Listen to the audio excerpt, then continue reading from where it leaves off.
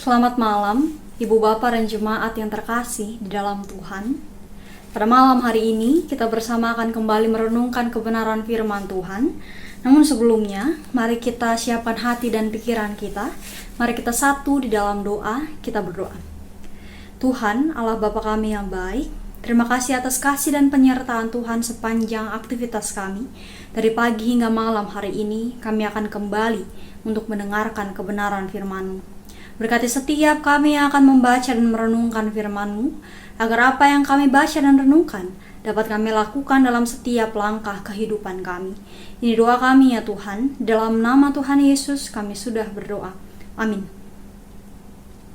Bapak, Ibu, dan Saudara yang terkasih, pada malam hari ini bacaan Alkitab kita adalah dari Ulangan pasal 19, Ulangan pasal 19 ayat 11 sampai 13.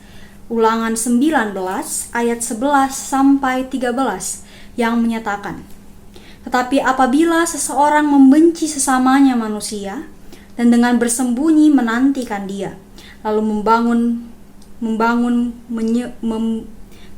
bangun menyerang dan memukul dia sehingga mati, kemudian melarikan diri ke salah satu kota itu, maka haruslah para tua-tua kotanya menyuruh mengambil dia dan dari sana dan menyerahkan dia kepada penuntut tebusan darah supaya ia mati dibunuh. Janganlah engkau merasa sayang kepadanya. Demikianlah harus kau hapuskan darah orang yang tidak bersalah dari antara orang Israel supaya baik keadaanmu. Demikian bacaan Alkitab kita. Berbahagialah setiap kita yang tidak hanya membaca dan mendengarkan, namun juga melakukannya dalam setiap langkah kehidupan kita. Terpujilah Kristus, haleluya. Selamat malam Ibu Bapak dan Saudara yang kekasih. Bagaimana hari ini?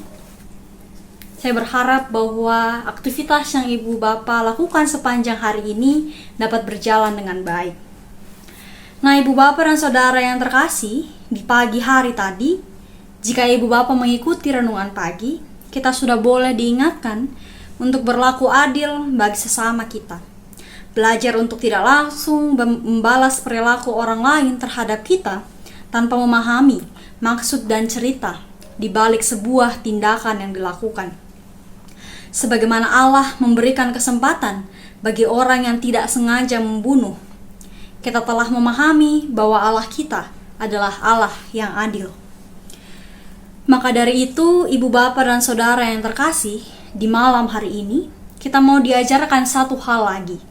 Keadilan Allah, yaitu bagaimana Allah turut menghukum orang-orang yang berlaku tidak adil kepada orang lain, menyakiti, membunuh, menjatuhkan karena kebencian yang ada dalam dirinya.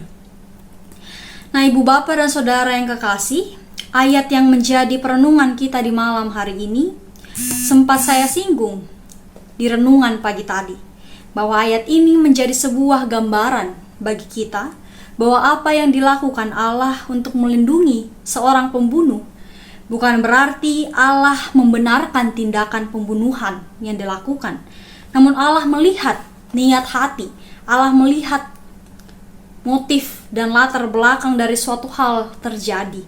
Sehingga jika kita baca pada bacaan kita malam hari ini, dijelaskan bahwa Allah juga adil terhadap orang yang dilakukan semena-mena. Pada ayat 11 dikatakan, tetapi apabila seseorang membenci sesamanya manusia dan dengan bersembunyi menantikan dia, lalu bangun menyerang dan memukul dia sehingga mati, kemudian melarikan diri ke salah satu kota itu, kota yang telah disediakan bagi para pembunuh yang tidak sengaja membunuh, maka haruslah para tua-tua kotanya menyuruh mengambil dia dari sana dan menyerahkan dia kepada penuntut tebusan darah supaya ia mati dibunuh. Nah, Ibu Bapak dan Saudara yang terkasih, ayat ini begitu keras bagi orang-orang yang melakukan hal yang jahat untuk menjatuhkan orang lain atau bahkan untuk membunuh orang yang dibenci. Bahwa Allah akan memberikan pembalasan dan hukuman yang setimpal dengan perilakunya.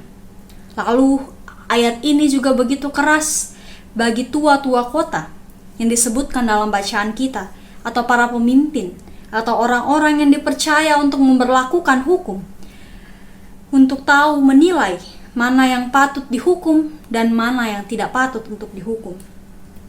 Hal ini ditegaskan pada ayat selanjutnya, yaitu pada ayat 13. Janganlah engkau merasa sayang kepadanya, kepada orang-orang yang dengan sengaja melakukan apa yang tidak berkenan di mata Tuhan. Nah, ibu bapak dan saudara yang kekasih, bagi saya ini menjadi sebuah pembelajaran, tidak hanya bagi bangsa Israel yang pada saat itu menerima pesan ini, menerima perintah ini, namun bagi setiap kita diingatkan untuk yang pertama, tidak memperlakukan orang lain dengan semena-mena, sebagaimana tema renungan kita di malam hari ini. Kita diingatkan untuk tidak melakukan sesuatu tanpa dipikirkan dengan baik, apalagi hanya karena emosi sesaat. Karena tidak suka dengan orang lain, lantas kita berpikir bahwa untuk menenangkan hati kita perlu untuk menjatuhkannya dengan berbagai cara. Mungkin tidak dengan membunuh, namun dengan perkataan kita yang mematikan kreativitas orang lain dengan fitnah, dengan hal lain yang menyakiti hatinya.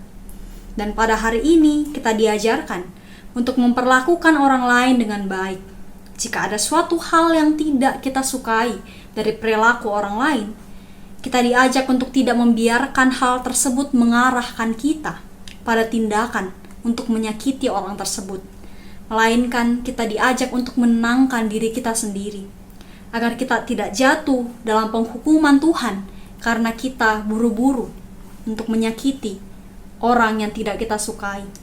Sebagaimana Mazmur 37 ayat 8 menyatakan, berhentilah marah dan tinggalkanlah panas hati itu.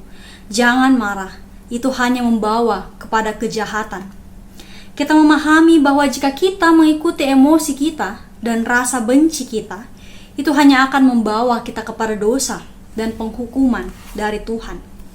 Lalu ibu bapak dan saudara yang kekasih, hal kedua yang kita pahami dari bacaan kita pada malam hari ini adalah kita perlu jeli untuk melihat segala sesuatu.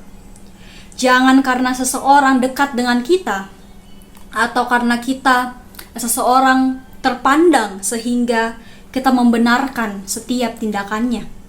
Apalagi jika kita ketahui bahwa tindakan yang dilakukan adalah salah.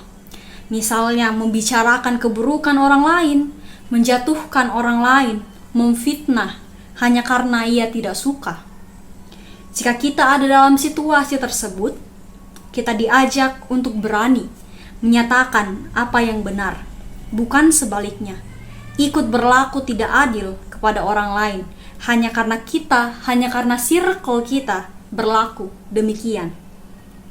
Untuk itu, ibu bapak dan saudara yang kekasih, pada hari ini kita diingatkan untuk terus melakukan keadilan, melakukan apa yang benar di mata Tuhan, memperlakukan sesama kita dengan rasa kemanusiaan.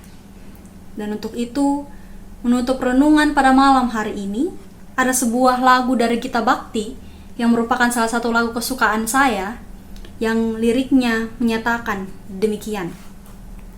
Janganlah kau takut menyatakan kebenaran, janganlah kau diam jika ada kecurangan.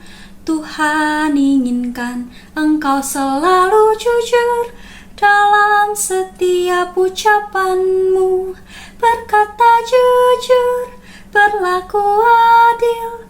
Itulah tanggung jawab anak-anak Tuhan, berkata jujur, berlaku adil. Itulah tanggung jawab anak-anak Tuhan. Ibu bapak dan saudara yang terkasih, lagu ini mengingatkan kita untuk senantiasa melakukan tanggung jawab kita, menyatakan apa yang benar, berlaku adil terhadap sesama kita, melakukan apa yang menunjukkan kasih dalam setiap langkah kehidupan kita. Untuk itu, mari ibu bapak dan saudara yang kekasih, kita saling menyayangi dan saling mengasihi, agar damai sejahtera Tuhan senantiasa melingkupi kehidupan kita bersama dengan orang-orang yang Tuhan sudah tempatkan, sudah perjumpakan dengan setiap kita. Terpujilah Kristus. Amin. Ibu Bapa dan Saudara, mari kita satu dalam doa. Tuhan Yesus yang baik, terima kasih ya Tuhan untuk renungan pada malam hari ini, yang mengajarkan kami untuk senantiasa melakukan segala sesuatu atas dasar kasih, berlaku adil terhadap sesama kami, tidak melakukan hal-hal yang dapat menyakiti sesama kami. Ajarlah kami untuk tidak hanya membaca dan merenungkan, tidak hanya mendengarkan saja pesan-Mu, namun kami juga boleh melakukannya dalam setiap langkah kami, agar setiap orang yang kami jumpai dalam kehidupan kami turut dapat merasakan kasih dari Tuhan yang sudah boleh kami rasakan setiap waktu, setiap musim kehidupan kami. Tuhan, pada saat ini kami akan kembali ke kehidupan kami akan beristirahat. Kiranya Tuhan menyertai istirahat kami di malam hari ini.